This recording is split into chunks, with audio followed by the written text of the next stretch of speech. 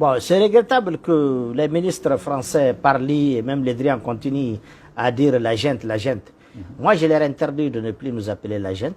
Ce n'est pas la gente, c'est les autorités de la transition. Et je peux vous assurer que tant que la France nous appelle la gente, on ne la respectera pas. Le début du respect d'abord commencera le jour où la France comprendra qu'aujourd'hui c'est un État souverain, avec à la tête un gouvernement souverain qui s'appelle gouvernement de la transition, président de la transition, autorité d'une transition, mais que la France, moi personnellement, je lui interdis de nous appeler gente ou par quelque autre nom péjoratif. À partir de cet instant, si elle veut que nous la respections, nous commencions à la respecter. Ça, c'est un aspect. Le deuxième aspect, ils sont toujours dans les mensonges. Quand vous avez écouté Parly, elle est dans le déni de la vérité. Elle n'accepte pas aujourd'hui que c'est la France qui a tort.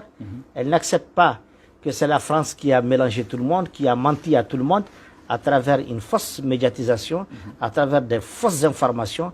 Mais il y a une chose aussi extrêmement importante, Ibou, sur laquelle je vais être très clair. À supposer même qu'il y a eu un accord avec le Danemark, à supposer même que le statut ait été défini par les anciennes autorités, à supposer même que toute la base de la collaboration était légale, juridique. Mais rien n'interdit à un État souverain de rompre une collaboration. Absolument. Dès lors que je dis, oui, c'était légal, c'est juridiquement reconnu, mais aujourd'hui nous pensons que nous n'avons pas atteint les objectifs escomptés, ça ne donne pas les résultats que nous souhaitons, nous avons la liberté d'arrêter ça. Oui, mais comment comprendre l'insistance du Danemark avec la France derrière? Bon, en réalité, en voyant un peu le retrait aujourd'hui, je pense qu'ils n'ont pas trop insisté. Parce qu'il s'est passé des choses avant tout ça, le Danemark est un État quand même qui a son renseignement, qui a une forte diplomatie.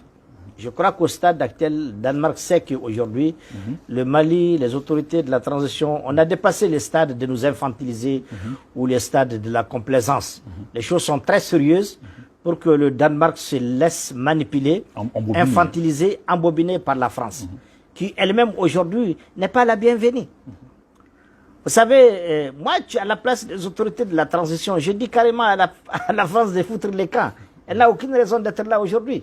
Oui, c'est vrai que elle a échoué sur toute il y a des millions de Maliens aujourd'hui qui demandent aux autorités de la transition de demander à la France de faire partir leur armée qui est présente sur le territoire malien. Alors, vous êtes de cet avis? Mais bien sûr, je suis même en tête de ceux qui pensent que depuis longtemps, la France devait foutre les camps du Mali, parce qu'elle ne fait rien.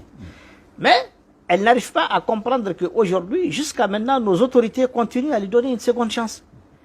Mais ils ne veulent pas la saisir. La France ne veut pas saisir cette seconde chance de faire sa propre introspection, de faire son mea culpa, de s'auto-évaluer et comprendre qu'elle a tort sur toute la ligne.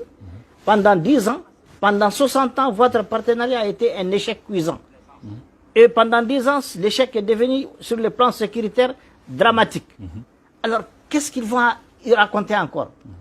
Mais la France n'a plus d'argument aujourd'hui pour convaincre les Africains